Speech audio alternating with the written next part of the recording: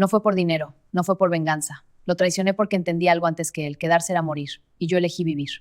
Lo que María Julisa le confesó a los federales esa noche de octubre no solo selló el destino del hombre que la amaba, sino que cambió para siempre la historia del crimen organizado en México. El audio existe. Está guardado bajo 7 niveles de clasificación. Y lo que se escucha en esa grabación es el sonido exacto de una traición que costó más vidas de las que oficialmente se reconocen. Nemesio Oseguera Cervantes, el Mencho, el hombre más buscado de México, escuchó cada palabra de esa grabación 2 días antes de que su corazón dejara de latir. Y lo que oyó no fue la voz de un enemigo. Fue la voz de la mujer que dormía a su lado. Si estás descubriendo esta historia conmigo, suscríbete ahora porque lo que viene no lo vas a encontrar en ningún noticiero. Aquí no ocultamos nada. María Julisa Magaña no era una mujer cualquiera en el mundo de Nemesio Oseguera. No era una de tantas. No era un capricho pasajero. Era la única persona en este mundo que conocía al hombre detrás del mito.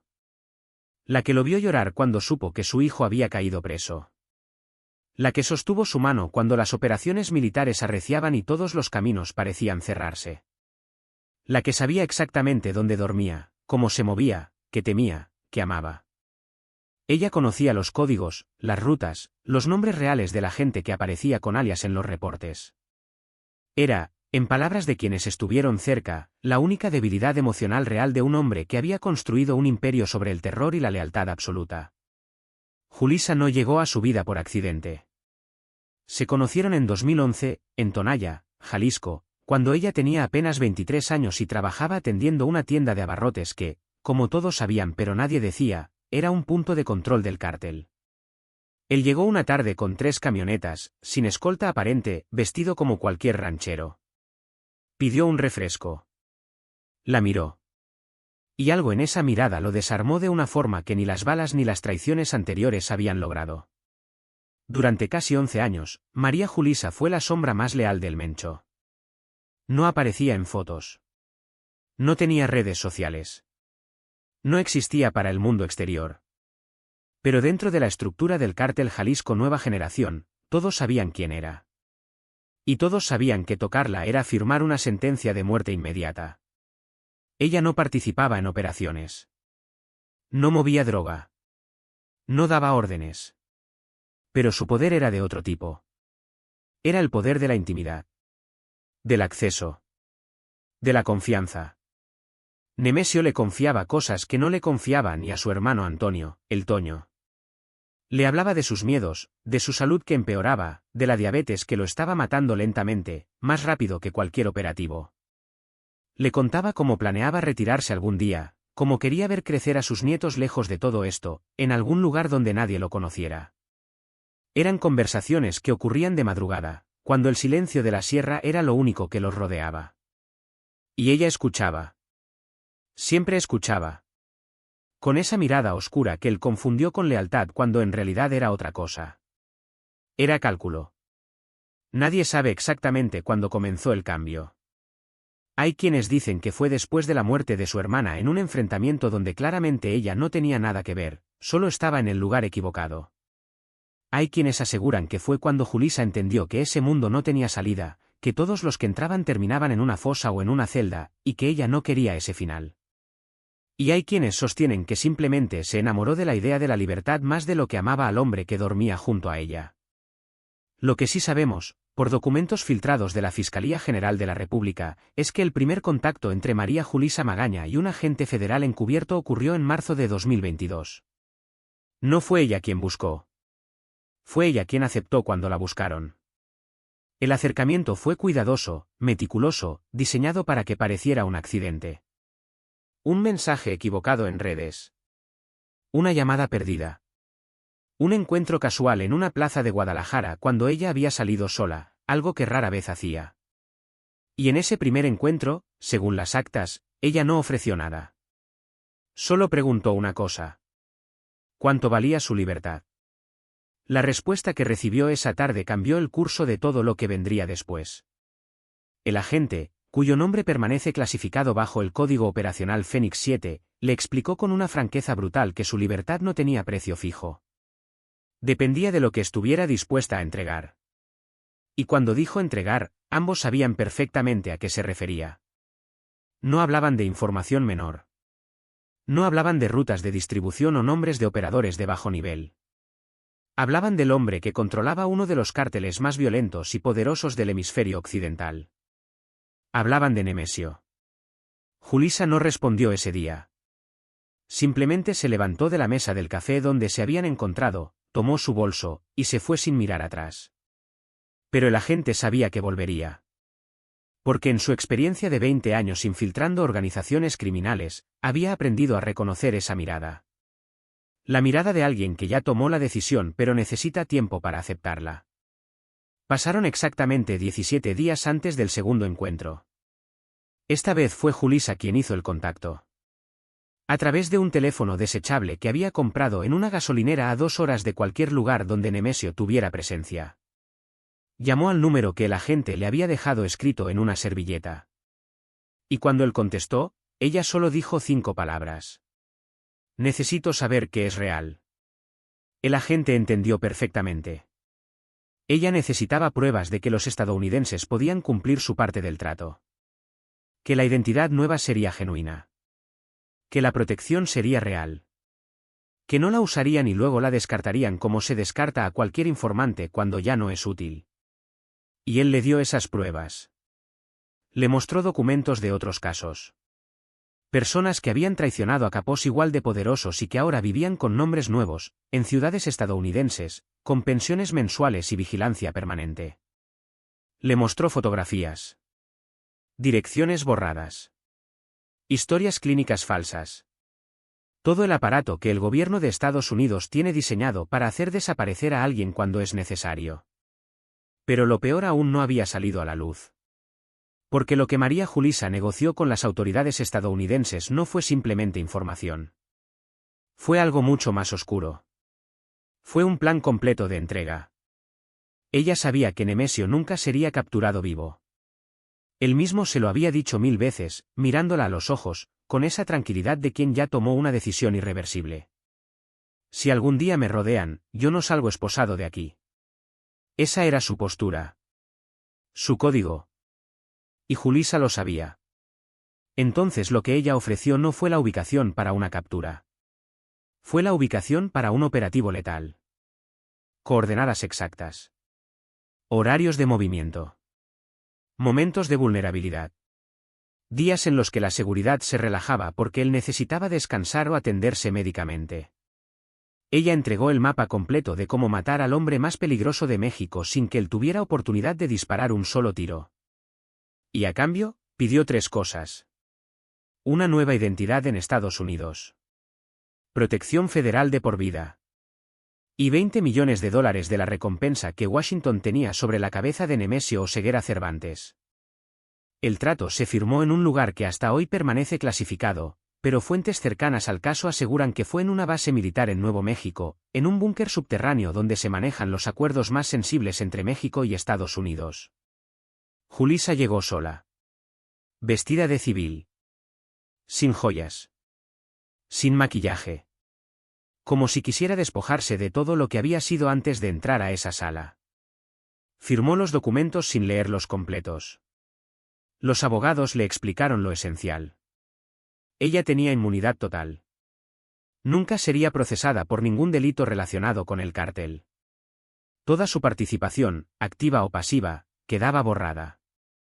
A cambio, debía entregar todo. Nombres. Rutas. Estructuras.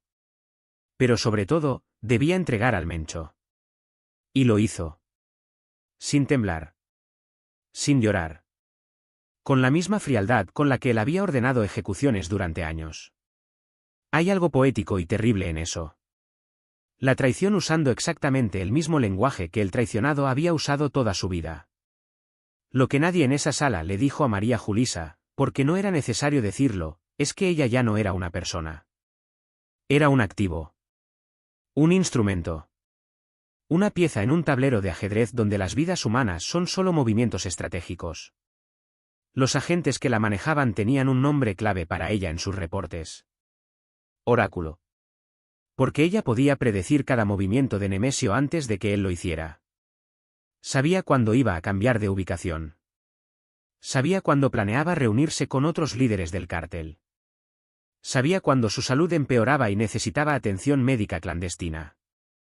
Y toda esa información fluía en tiempo real hacia un centro de operaciones conjunto en El Paso, Texas, donde analistas estadounidenses y mexicanos construían un mapa cada vez más preciso de los movimientos del hombre más buscado de América Latina. Nadie lo vio venir. Durante los siguientes meses, María Julisa siguió viviendo con Nemesio como si nada hubiera cambiado. Compartían la misma cama. Las mismas comidas. Las mismas conversaciones sobre el futuro que él creía que tendrían juntos. Pero ella ya no era la misma mujer. Cada vez que él le contaba un movimiento, ella lo reportaba. Cada vez que él mencionaba un refugio nuevo, ella enviaba las coordenadas. Cada vez que él se sentía seguro, ella estaba construyendo la trampa. Y lo hacía con una precisión escalofriante. No dejaba rastros. No cometía errores. Actuaba exactamente como él le había enseñado a actuar en ese mundo, sin emociones, sin dudas, sin mirar atrás. Personas que estuvieron en la estructura del cártel durante esos meses recuerdan que Julisa parecía distante, más callada que de costumbre, pero nadie sospechó nada. En un mundo donde la paranoia es la norma, ella logró lo imposible. Mantenerse invisible hasta el final. Hasta el momento exacto en que ya no importaba. Había un sistema. Julisa usaba 3 teléfonos diferentes que cambiaba cada semana. Nunca los compraba ella misma. Siempre aparecían en lugares específicos que sus manejadores le indicaban. Una maceta en un parque. Debajo del asiento de un baño público. Dentro de una revista en un puesto de periódicos. Ella los recogía durante sus salidas rutinarias, esas que Nemesio le permitía porque confiaba en que ella nunca haría nada que lo pusiera en riesgo. ¡Qué ironía más brutal! La confianza que él depositaba en ella era exactamente el arma que ella usaba para destruirlo. Los mensajes que enviaba eran breves, codificados, imposibles de rastrear. Coordenadas geográficas disfrazadas como recetas de cocina. Horarios escondidos en listas de compras. Nombres clave insertados en conversaciones aparentemente banales sobre el clima o sobre películas. Era un lenguaje que solo ella y sus manejadores entendían. Y funcionaba perfectamente. Pero había momentos en los que el peso de lo que estaba haciendo se volvía casi insoportable. Personas cercanas al caso, agentes que monitoreaban sus comunicaciones, reportan que en al menos 4 ocasiones Julisa envió mensajes preguntando si podía detener todo. Si podía simplemente tomar su parte del dinero y desaparecer sin completar la entrega final. Y cada vez la respuesta era la misma. No hay vuelta atrás. O completas el trabajo o pierdes la protección. Y perder la protección significaba quedar expuesta en medio de 2 fuegos. El cártel de un lado, que la ejecutaría por traidora. Las autoridades del otro, que la procesarían por cómplice. No había salida lateral. Solo había un camino. Y ese camino terminaba con Nemesio muerto o capturado. En junio de 2022, 3 meses después de que comenzara la cooperación activa de Julisa, hubo un momento que casi destruye toda la operación. Nemesio recibió un aviso anónimo. Alguien, desde dentro de su propia organización, le advirtió que había una filtración. Que información sensible estaba llegando a las autoridades. Que había un traidor cerca de él. La paranoia que siguió fue devastadora. Nemesio ordenó una purga interna. 5 personas fueron ejecutadas en una semana. Gente que había estado con él durante años. Operadores de confianza. Incluso un primo lejano que había cometido el error de hacer una llamada telefónica desde un lugar equivocado. La violencia de esos días fue tal que incluso los agentes que manejaban a Julisa consideraron seriamente extraerla antes de tiempo. Pero ella se negó. Dijo que si la sacaban en ese momento, Nemesio sabría que era ella. Y que prefería arriesgarse a terminar el trabajo. Esa decisión, fría y calculada, convenció a sus manejadores de que estaban tratando con alguien excepcional. Alguien que entendía el juego a un nivel que pocos informantes alcanzan. Lo que ocurrió después cambió todo. Durante esa purga interna, Nemesio se volvió más cercano a Julisa que nunca. La veía como el único punto de estabilidad en un mundo que se desmoronaba. Le confiaba cosas que no le había confiado antes. Le hablaba de su cansancio. De cómo cada día sentía que el cerco se cerraba un poco más. De cómo su cuerpo le estaba fallando. De cómo la diabetes le causaba dolores constantes que ningún medicamento aliviaba completamente. Le confesó que a veces pensaba en simplemente rendirse. En negociar su entrega a cambio de que su familia quedara protegida. Eran conversaciones que ocurrían en la oscuridad, acostados en camas de casas de seguridad que cambiaban cada semana, con el sonido de los grillos afuera y el peso del mundo adentro. Y Julissa lo escuchaba. ¿Lo consolaba? Le decía que todo iba a estar bien. Y luego, en la primera oportunidad que tenía, reportaba cada palabra de esas conversaciones a sus manejadores en Estados Unidos. Hay algo profundamente perturbador en esa dinámica. Porque no se trataba solo de traición estratégica. Era traición emocional en su forma más pura. Nemesio se estaba desnudando emocionalmente frente a ella, mostrándole sus miedos más profundos, sus debilidades más íntimas, creyendo que estaba en un espacio seguro. Y ella estaba usando cada una de esas confesiones como munición. Los psicólogos que después analizaron el caso para el FBI describieron el comportamiento de Julissa como una forma de disociación extrema. La capacidad de separar completamente sus emociones de sus acciones. De ser dos personas al mismo tiempo. La mujer que consolaba a Nemesio en la noche. Y el activo que lo traicionaba en el día. Y lo más aterrador es que ambas versiones de ella eran reales. No estaba actuando. Genuinamente sentía algo por él. Pero ese algo ya no era suficientemente fuerte para detener lo que había puesto en marcha. El operativo estaba planeado para el 15 de octubre de 2022. Iba a ser una operación conjunta. Fuerzas especiales mexicanas con apoyo de inteligencia estadounidense. El objetivo no era capturarlo. El objetivo era eliminarlo. Las órdenes eran claras. Si hay resistencia, neutralizar. Y todos sabían que iba a haber resistencia. Nemesio Oseguera Cervantes no era un hombre que se rendía. El plan era milimétrico. Julissa había proporcionado las coordenadas exactas de una casa de seguridad en las afueras de Tlajomulco de Zúñiga, Jalisco. Había descrito la distribución interna de la casa. Las rutinas de los guardias. Los horarios en los que Nemesio solía estar más vulnerable, generalmente temprano en la mañana cuando su nivel de azúcar estaba bajo y necesitaba inyectarse insulina. Incluso había indicado que ventana de la casa no tenía rejas, un detalle que los francotiradores podrían usar si era necesario. Todo estaba listo. Los equipos estaban en posición. Las autorizaciones políticas habían sido firmadas en secreto por funcionarios de ambos países. Solo faltaba la fecha. Pero 3 días antes de la fecha acordada, algo cambió. Alguien, dentro de la misma estructura de inteligencia mexicana, filtró un fragmento de información. No el operativo completo. Solo una pieza. Un nombre. María Julissa Magaña. Y ese nombre llegó, como llegan todas las cosas importantes en ese mundo, a través de cadenas de lealtad y desconfianza, hasta los oídos de alguien que sí estaba cerca del Mencho. Alguien que no podía creer lo que estaba escuchando pero que tampoco podía ignorarlo. Y esa persona hizo lo que tenía que hacer. Se lo dijo. La identidad de quien filtró esa información sigue siendo un misterio. Hay teorías. Algunos creen que fue un agente mexicano que tenía vínculos con el cártel.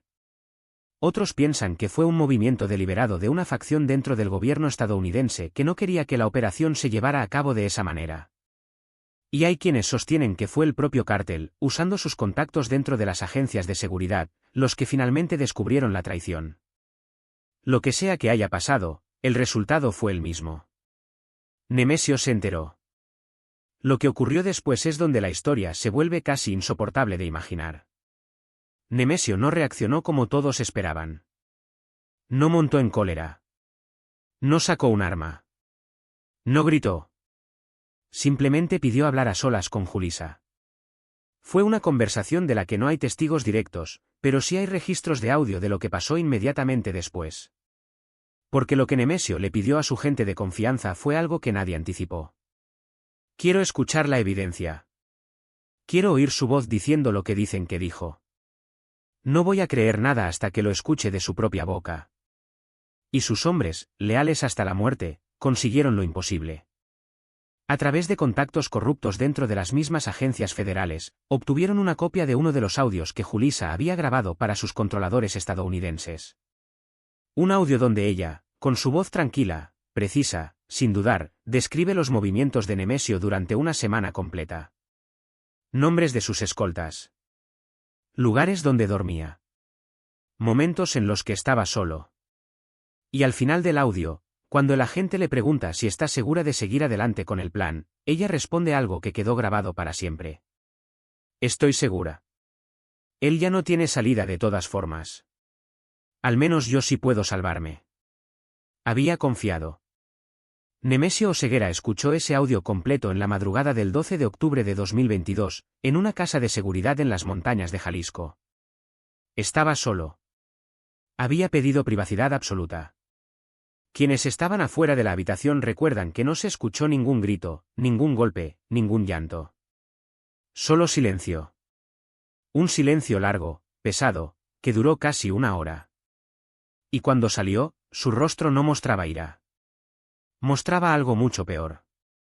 Mostraba resignación. Como si hubiera entendido algo que llevaba años negándose a ver. Que en ese mundo no existe la lealtad real.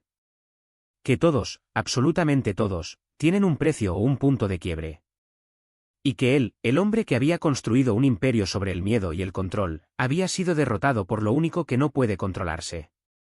El amor. O lo que él creyó que era amor. Hay un detalle que muy pocos conocen sobre ese momento. Cuando Nemesio salió de la habitación después de escuchar el audio, lo primero que hizo fue pedirle a uno de sus hombres más cercanos que le trajera un cuaderno y un bolígrafo.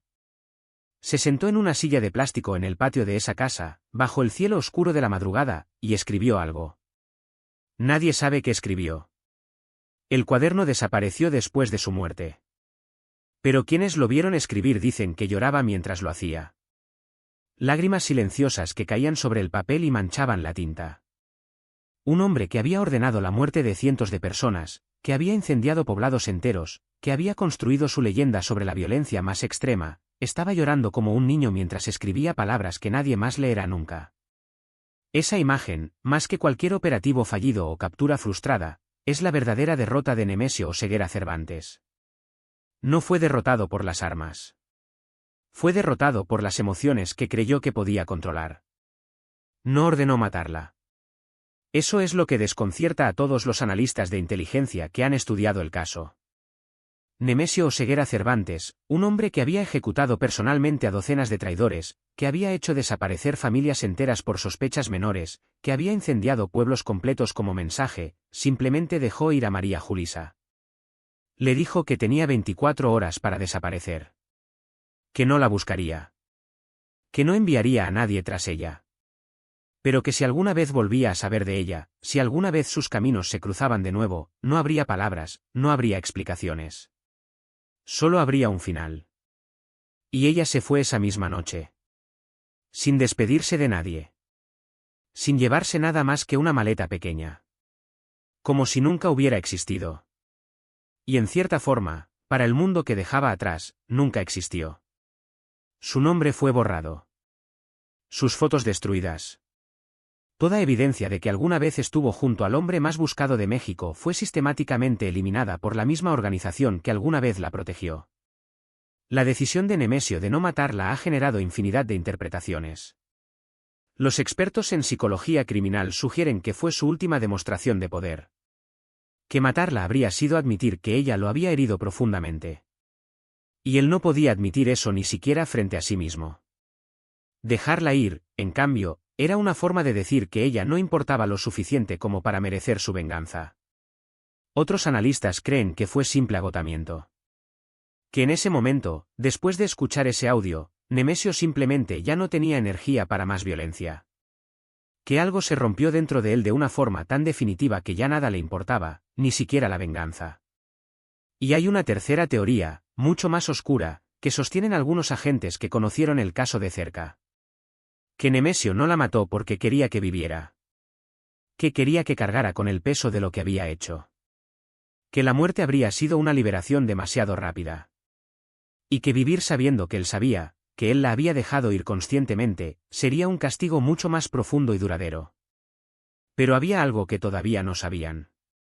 El operativo del 15 de octubre nunca ocurrió. Cuando las autoridades estadounidenses se enteraron de que el Mencho sabía sobre la traición, cancelaron todo. Demasiado riesgo. Demasiadas variables. Y sobre todo, habían perdido su activo más valioso. María Julisa ya no estaba en posición de entregar información en tiempo real. Estaba en un programa de protección de testigos, en algún lugar de Estados Unidos, con un nombre nuevo, una vida nueva, y $20 millones que nunca podría gastar sin levantar sospechas. Pero Nemesio Oseguera Cervantes ya no era el mismo hombre. Quienes lo vieron en esos días finales de octubre hablan de un cambio radical. Dejó de moverse constantemente. Dejó de tomar precauciones extremas. Dejó de confiar en sus propios protocolos de seguridad. Era como si una parte de él ya se hubiera rendido. Como si el audio de Julisa hubiera roto algo interno que ninguna operación militar había logrado romper. Los últimos 17 días de la vida de Nemesio Oseguera son un misterio que probablemente nunca se resolverá completamente. Pero hay fragmentos, testimonios dispersos, que permiten reconstruir al menos parte de lo que ocurrió. Se encerró en una casa rural cerca de Tlajomulco de Zúñiga. Una propiedad pequeña, sin lujos, rodeada de árboles y silencio. Ordenó que solo 2 escoltas se quedaran con él. El resto de su seguridad fue enviada a otros lugares. Dejó de recibir reportes de operaciones. Dejó de dar órdenes sobre movimientos de droga o disputas territoriales. Era como si hubiera decidido retirarse del mundo sin anunciarlo formalmente. Pasaba las horas sentado en el porche de esa casa, mirando las montañas a lo lejos, sin hablar. Los 2 hombres que lo cuidaban dicen que apenas comía. Que se inyectaba la insulina de forma mecánica, sin prestar atención a las dosis. Que por las noches se escuchaban sonidos desde su habitación, como si estuviera hablando solo o tal vez rezando, aunque nadie pudo confirmar eso con certeza. Y entonces llegó el momento que nadie olvidaría. El 29 de octubre de 2022, en una casa rural cerca de Tlajomulco de Zúñiga, Nemesio Oseguera Cervantes sufrió un paro cardíaco masivo. No hubo balas. No hubo explosiones. No hubo el operativo épico que todos esperaban. Su corazón simplemente se detuvo. La diabetes avanzada, el estrés de años perseguido, y según algunos médicos que revisaron su cuerpo después, algo que se parece mucho a lo que en términos clínicos se llama síndrome del corazón roto. Ese fenómeno real donde el estrés emocional extremo puede causar un fallo cardíaco súbito. Murió solo. Sin sus hijos cerca. Sin su familia. Sin María Julisa. Acompañado únicamente por 2 escoltas que llamaron desesperados a un médico privado, pero ya era tarde. Para cuando llegó ayuda, el hombre que había desafiado a 2 gobiernos, que había construido uno de los cárteles más poderosos de la historia, que había sobrevivido a decenas de operativos y atentados, estaba muerto en una cama sencilla de una casa que ni siquiera era suya. El médico que llegó esa madrugada, un doctor de apellido Rentería que trabajaba para el cártel hacía años, describió después en un testimonio confidencial lo que encontró. El cuerpo de Nemesio estaba frío. Llevaba muerto al menos 2 horas antes de que lo llamaran. Tenía los ojos abiertos, mirando hacia el techo, con una expresión que el doctor describió como de sorpresa absoluta. Como si en el último momento hubiera visto algo que no esperaba ver. No había señales de violencia. No había sangre. Solo un hombre de 56 años que parecía mucho mayor, con el cuerpo destrozado por años de diabetes mal controlada y el estrés constante de vivir perseguido. El doctor intentó revisar si había alguna carta, alguna nota, algo que explicara qué había pasado. Pero no encontró nada. Solo un teléfono celular apagado sobre la mesa de noche. Y un rosario entre sus dedos. Nadie supo en qué momento lo había tomado ni por qué. Nemesio no era religioso.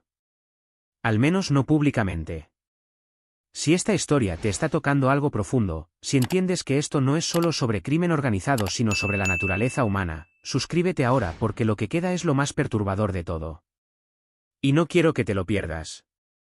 El cuerpo de Nemesio Oseguera fue ocultado durante 4 días. Su muerte no se hizo pública. No podía hacerse pública. Porque hacerla pública era admitir que el hombre más buscado de México había muerto sin que ninguna autoridad estuviera presente. Sin que hubiera una operación exitosa que reportar. Sin héroes que condecorar. Sin conferencias de prensa victoriosas.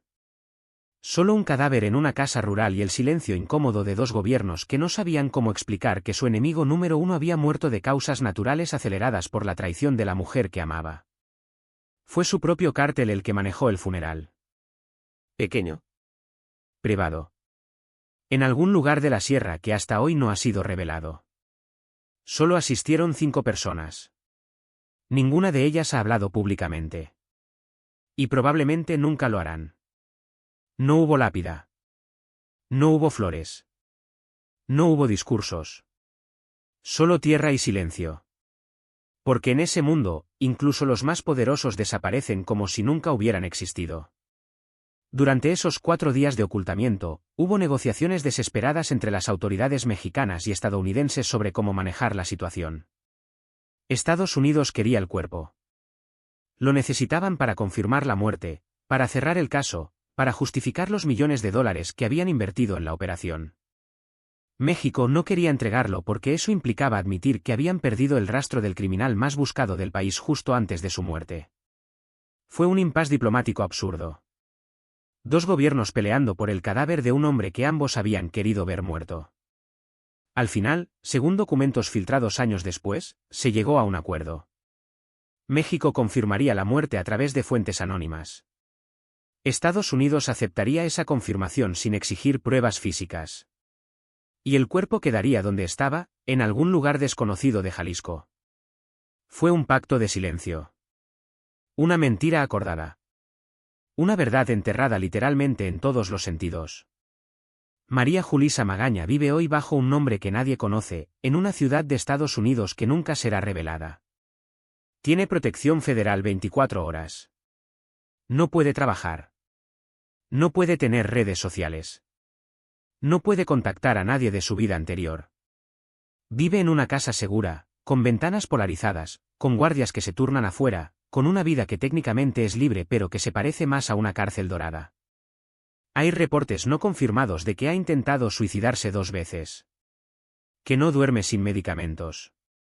Que ve el rostro de Nemesio cada vez que cierra los ojos. Que los 20 millones de dólares no le compran paz, ni olvido, ni la capacidad de mirarse al espejo sin preguntarse si valió la pena. Pero esas son solo especulaciones de agentes que han trabajado en su caso. Nadie ha hablado directamente con ella. Nadie sabe realmente qué piensa. ¿Qué siente? Si se arrepiente. O si simplemente hizo lo que tenía que hacer para sobrevivir en un mundo donde nadie sobrevive sin traicionar algo. La casa donde vive Julisa cambia cada 6 meses. Es parte del protocolo. Nunca en la misma ciudad 2 veces seguidas. Nunca en estados fronterizos. Siempre en áreas residenciales de clase media donde una mujer sola de 30 y tantos años no llama la atención. Los agentes que la custodian se rotan cada 3 meses para evitar que se generen vínculos emocionales. Ella no puede salir sola. Cada vez que necesita algo, ya sea comida, ropa, medicamentos, lo solicita a través de un agente que hace las compras por ella. No puede ir al supermercado. No puede ir al cine. No puede caminar por un parque. Su vida se reduce a las 4 paredes de una casa que nunca siente como suya, con muebles genéricos que vienen incluidos en cada mudanza, sin fotografías, sin recuerdos, sin nada que la conecte con quien fue antes. Es una existencia fantasma.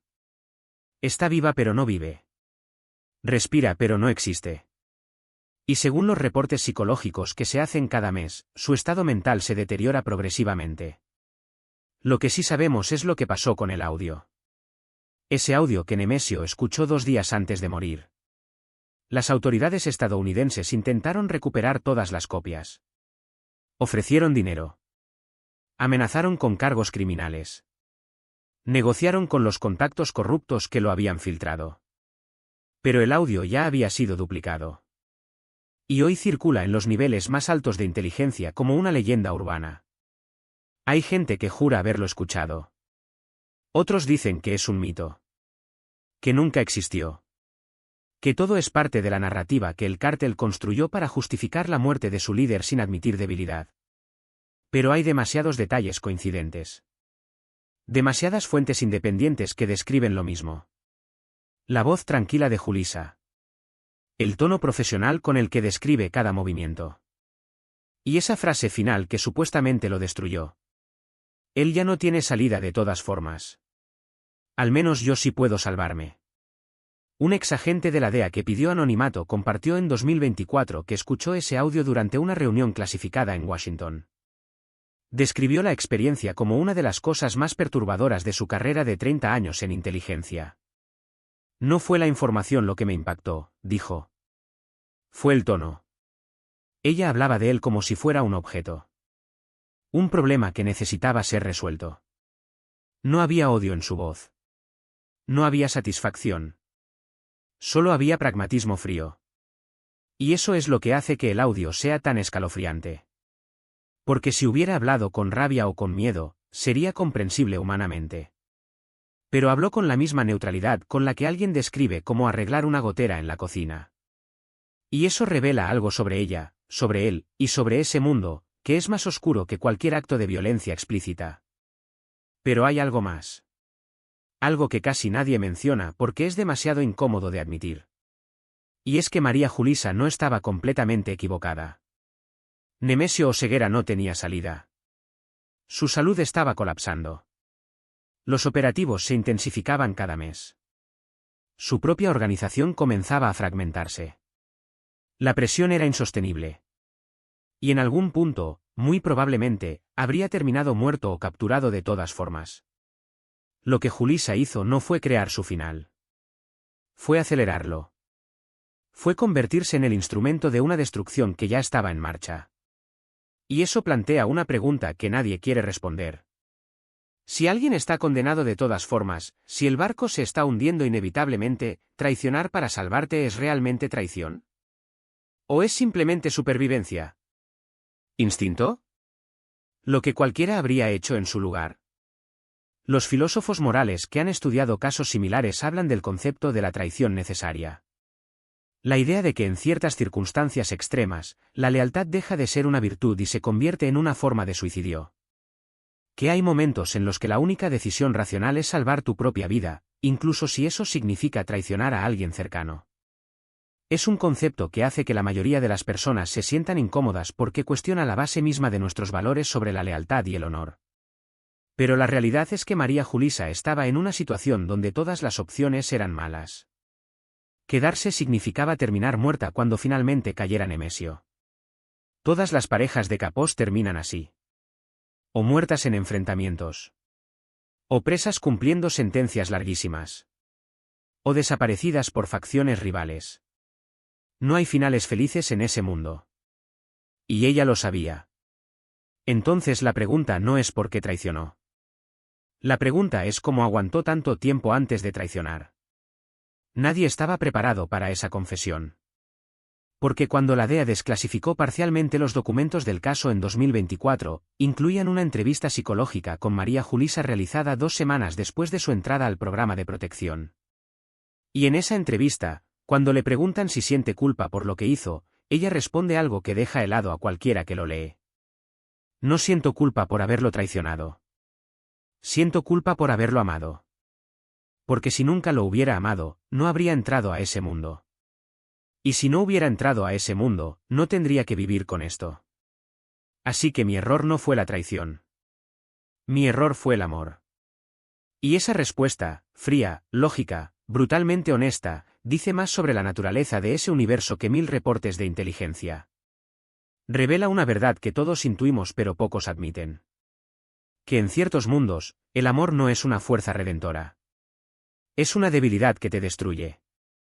El psicólogo que condujo esa entrevista, el Dr. Richard Kellerman, especialista en trauma y testimonio protegido, escribió en sus notas privadas que María Julissa presentaba signos de lo que él llamó disociación moral adaptativa.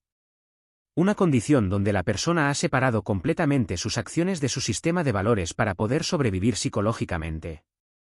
Ella no se ve a sí misma como una traidora, escribió Kellerman. Se ve como una sobreviviente que hizo lo único posible en una situación imposible. Y esa perspectiva, aunque perturbadora, es consistente con lo que vemos en casos similares. Las personas no traicionan porque sean inherentemente malas. Traicionan porque han llegado a un punto donde su cerebro ha decidido que la supervivencia es más importante que cualquier código moral previo. El precio ya estaba pagado. Hoy, 3 años después de la muerte de Nemesio Oseguera Cervantes, el cártel Jalisco Nueva Generación sigue operando. Con líderes nuevos. Con estructuras adaptadas. Con la misma violencia. Como si nada hubiera pasado. Porque en ese mundo, las personas son reemplazables. Los líderes caen y otros suben. Las traiciones se olvidan o se vengan, y el negocio continúa. Pero hay algo que no se reemplaza. Y es la historia. La narrativa. ¿El mito? Y el mito de El Mencho y María Julisa ya es parte del folclore oscuro del crimen organizado en México. Se cuenta en voz baja. Se usa como advertencia. Se interpreta de 1000 formas diferentes. Para algunos, ella es una heroína que escapó del infierno. Para otros, es la traidora más grande de la historia del narco. Para algunos, él fue un monstruo que recibió lo que merecía. Para otros, fue un hombre traicionado por lo único que realmente amó. Y la verdad, como siempre, probablemente está en algún lugar incómodo en medio de todas esas versiones. La estructura actual del cártel ha prohibido formalmente mencionar el nombre de María Julisa. Es una regla no escrita pero absolutamente cumplida. Quien menciona su nombre en una reunión, quien pregunta por ella, quien simplemente insinúa curiosidad sobre lo que pasó, desaparece. No hay advertencias.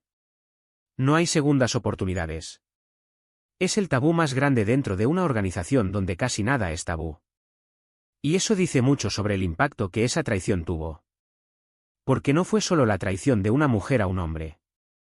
Fue la traición que demostró que incluso el más poderoso, el más temido, el más cuidadoso, puede ser destruido desde adentro por la persona en la que más confía. Y esa lección aterrorizó a todos los que quedaron. Porque si le pasó al Mencho, le puede pasar a cualquiera. Hay reportes de que algunos líderes del cártel han cambiado radicalmente su forma de operar después de conocer los detalles del caso. Ya no confían en parejas estables. Rotan constantemente entre diferentes mujeres. Mantienen relaciones superficiales. Nunca permiten que alguien conozca toda la información. Fragmentan su vida personal de tal forma que ninguna persona individual tenga acceso completo a sus movimientos o pensamientos. Es una existencia paranoica, solitaria, profundamente triste. Pero es la única forma en la que sienten que pueden protegerse. El legado de María Julisa no es solo la caída del Mencho. Es la muerte de la confianza dentro de todo ese ecosistema. Y eso, de alguna forma perversa, la hace más poderosa muerta que viva. Porque cambió las reglas del juego sin disparar un solo tiro. Lo que nadie puede negar es que el audio existe. Que las grabaciones están guardadas en algún servidor clasificado en Langley, Virginia. Que María Julisa Magaña pronunció esas palabras. Que Nemesio Oseguera Cervantes las escuchó. Y que 2 días después, su corazón dejó de latir. El resto son interpretaciones. Juicios morales. Intentos de darle sentido a algo que tal vez no tiene sentido. Porque en un mundo construido sobre mentiras, violencia y lealtades compradas, ¿qué significa realmente la traición? ¿Es peor traicionar a un criminal que traicionó a cientos antes? ¿Es más noble morir leal a un mundo podrido que salvarte traicionándolo? Estas son preguntas que cada quien responde desde su propia ética. Desde su propia experiencia. Desde su propio miedo a estar algún día en una situación donde tenga que elegir entre la lealtad y la supervivencia. Y entonces llegamos a las 3 lecciones que esta historia nos deja. La primera es obvia, y todos la sabemos. En el mundo del crimen organizado, nadie es intocable. No importa cuán poderoso seas. No importa cuántos hombres tengas bajo tu mando. No importa cuánto dinero muevas. Siempre hay alguien más cerca de ti que puede destruirte. Y muchas veces, ese alguien es precisamente la persona en la que más confías. Esa es la lección fácil. La que aparece en todas las películas. La que todos aceptamos sin problema. Pero hay una segunda lección, más incómoda, que nadie quiere admitir. Y es que las personas no traicionan solo por dinero. Traicionan por supervivencia. Por miedo. Por agotamiento. Porque llega un momento en el que seguir siendo leal significa morir, y el instinto de supervivencia es más fuerte que cualquier código. María Julisa no traicionó a Nemesio porque fuera malvada. Lo traicionó porque entendió antes que ese mundo no tenía salida. Que todos los caminos terminaban igual. Y que si había una oportunidad de escapar, tenía que tomarla, sin importar el costo. Pero la tercera lección es la más devastadora. Y es esta. El amor, en un mundo construido sobre violencia, no salva a nadie. El amor no redime. El amor no protege. El amor, en ese contexto, es simplemente otra vulnerabilidad que puede ser explotada. Nemesio Oseguera amó a María Julisa. Y ese amor fue exactamente lo que lo destruyó. No fueron los operativos militares. No fueron las agencias de inteligencia. Fue confiar en alguien. Fue bajar la guardia. Fue creer que en medio de todo ese infierno podía existir un espacio seguro, una persona real, un sentimiento genuino. Y esa creencia lo mató. Porque en un mundo donde todo es transacción, donde todo tiene precio, el amor no es un refugio. Es un error táctico. Y él lo pagó con su vida. Esa es la lección que nadie quiere aprender porque implica admitir algo terrible sobre la naturaleza humana. Que hay contextos donde las emociones más nobles se convierten en armas. Y que no hay forma de protegerte de eso excepto no sentir nada. Y esa no es una vida. Es solo existencia. Antes de que terminemos, necesito que hagas algo. Si esta historia te hizo pensar, si te hizo sentir algo, si entendiste que esto no es solo sobre criminales sino sobre la naturaleza humana en su versión más oscura, suscríbete ahora. Porque estas historias no se cuentan en los noticieros.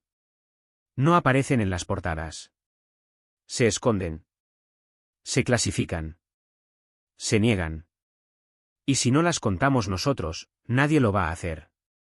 Este canal existe para sacar a la luz lo que otros prefieren mantener enterrado. Para hacer las preguntas incómodas que nadie más se atreve a hacer. Y necesito que estés aquí para las historias que vienen. Porque si pensaste que esta era oscura, espera a ver lo que tengo preparado. María Julisa Magaña tiene hoy 36 años. Vive con un nombre que no es el suyo, en un lugar que no es su hogar, con dinero que no puede disfrutar, protegida de un mundo al que ya no pertenece pero del que nunca podrá escapar realmente. Cada año, en octubre, el día que Nemesio murió, recibe un ramo de flores en la puerta de su casa segura. ¿Sin tarjeta? Sin mensaje. Solo flores. Nadie sabe quién las envía. Los agentes federales investigan cada vez. Revisan cámaras. Interrogan al florista. Pero nunca encuentran nada. Y cada año, cuando Julisa ve esas flores, según reportan los agentes que la vigilan, se encierra en su habitación durante 3 días. Sin comer. Sin hablar. Como si esos 3 días fueran su propia forma de purgar la culpa. O el recuerdo. O el amor que alguna vez sintió y que la llevó a hacer lo que hizo. Las flores siempre son las mismas. Rosas rojas. 12 exactamente. Sin espinas. Envueltas en papel negro. La primera vez que aparecieron fue en octubre de 2023, un año después de la muerte de Nemesio. Los agentes entraron en pánico. Evacuaron a Julisa de esa casa inmediatamente. Analizaron las flores buscando toxinas, dispositivos de rastreo, cualquier cosa. No encontraron nada. Solo rosas. La investigación llevó a un florista en Denver que dijo que un hombre había pagado en efectivo y había pedido que se entregaran esas flores en esa dirección específica cada octubre durante los próximos 20 años. El florista describió al hombre como hispano, de unos 40 años, sin rasgos particulares. Una descripción que podría aplicar a millones de personas. Cuando le preguntaron si el hombre había dejado algún mensaje, el florista dijo que sí. Solo 5 palabras.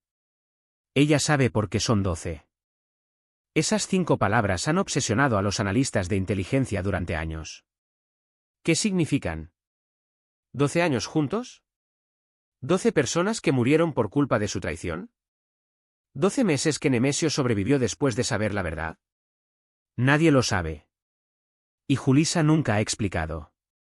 Cuando los agentes le preguntaron si sabía qué significaba, ella solo se volteó y se fue a su habitación. Y desde entonces, cada vez que aparecen las flores, la respuesta es la misma. Silencio. 3 días encerrada. Y cuando sale, parece años más vieja. Como si esos 3 días envejecieran su alma de formas que el tiempo normal no puede hacerlo. Hay algo profundamente humano y terrible en esa imagen. Una mujer encerrada en una casa que es una cárcel disfrazada de protección, mirando un ramo de flores que tal vez viene del fantasma de un hombre muerto, o tal vez de alguien que nunca olvidó la traición y que solo está esperando el momento correcto. Vivir así no es vivir. Es sobrevivir. Y hay una diferencia enorme entre esas dos cosas. Nemesio Oseguera Cervantes está muerto. Pero María Julissa Magaña, la mujer que lo traicionó, tampoco está realmente viva. Está suspendida en un limbo donde el pasado la persigue y el futuro no existe. Donde cada día es idéntico al anterior. Donde la libertad que compró con su traición resultó ser otra forma de prisión. Una prisión sin rejas pero con cadenas invisibles mucho más fuertes que el acero. Los psicólogos que la tratan hablan de un fenómeno que llaman culpa congelada. Es cuando la persona siente la culpa tan profundamente que ya no puede procesarla emocionalmente, entonces la entierra bajo capas de disociación y negación. Pero esa culpa no desaparece. Simplemente se queda ahí, presionando desde adentro, manifestándose en formas indirectas. Insomnio. Pesadillas. Ataques de pánico. Incapacidad para formar conexiones humanas. Julissa cumple todos esos criterios. Y lo peor es que no hay tratamiento real para lo que ella tiene. Porque su culpa no viene de un trauma que pueda ser procesado y superado. Viene de acciones concretas que ella tomó conscientemente. No puede decirse a sí misma que fue víctima. Porque no lo fue. Fue perpetradora. Pero tampoco puede aceptar completamente el título de traidora. Porque en su mente, estaba sobreviviendo. Y ese espacio gris, ese limbo moral, es donde vive ahora. Y probablemente donde vivirá hasta que muera. Y eso nos lleva a la pregunta final. La que nadie puede responder. La que cada uno debe responderse a sí mismo. Si estuvieras en su lugar, si fueras la persona que duerme junto a alguien peligroso, si supieras que quedarte significa morir eventualmente y traicionar significa vivir pero con la culpa eterna, ¿qué harías? ¿Elegirías la lealtad y la muerte? ¿O elegirías la traición y la supervivencia? No hay respuesta correcta. Solo hay decisiones. Y consecuencias. Y el peso de vivir con lo que elegiste. Porque esa es la verdad que esta historia revela. No hay héroes ni villanos absolutos. Solo hay personas en situaciones imposibles tomando decisiones con información incompleta y pagando los costos de esas decisiones por el resto de sus vidas. María Julissa Magaña eligió vivir. Y ahora vive en un infierno diseñado por ella misma. Nemesio Oseguera Cervantes eligió confiar.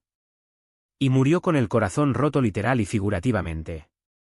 Ambos perdieron. Porque en ese mundo, en ese contexto, no hay forma de ganar. Solo hay formas diferentes de perder. Y la única diferencia entre ellos es que uno sigue respirando mientras el otro está bajo tierra en algún lugar desconocido de Jalisco. ¿Pero cuál de los dos tiene el mejor final? Esa es una pregunta que ni los filósofos más brillantes pueden responder. Porque la respuesta depende de qué valoras más. Si valoras la vida física sobre todo lo demás, entonces Julissa ganó. Pero si valoras la paz interior, la capacidad de mirarte al espejo sin sentir náuseas, la posibilidad de dormir sin pesadillas, entonces Julissa perdió de la forma más devastadora posible.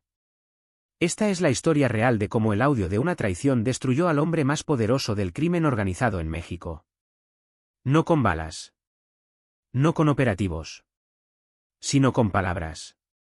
Con la voz tranquila de la mujer que amaba describiendo exactamente cómo entregarlo. Y con el silencio que siguió cuando él escuchó esas palabras y entendió que ya no había nada por lo que seguir luchando. Porque cuando la persona que amas te traiciona, no solo pierdes a esa persona. Pierdes la capacidad de creer que algo en tu mundo es real. Y sin eso, sin esa creencia, incluso el hombre más poderoso es solo un hombre. Vulnerable. Roto. esperando que su corazón deje de latir. Y en el caso de Nemesio Oseguera Cervantes, su corazón cumplió ese deseo 2 días después de escuchar la voz de la mujer que amaba explicándole a un agente federal exactamente cómo acabar con él. Hay una última pieza de esta historia que muy pocos conocen. En el testamento que Nemesio dejó, redactado años antes de su muerte y guardado por un abogado en Guadalajara, había una cláusula específica sobre María Julisa. Si ella alguna vez intentaba asistir a su funeral o visitar su tumba, debía ser expulsada sin violencia pero con firmeza absoluta. No quería su presencia ni siquiera en la muerte. Pero también había algo más. Dejó instrucciones de que si ella alguna vez necesitaba ayuda médica de emergencia, si su vida estaba en peligro por cualquier razón, su organización debía proporcionarle asistencia. Sin preguntas. Sin condiciones. Solo salvarla. Esa contradicción resume perfectamente la complejidad de lo que sintió por ella hasta el final.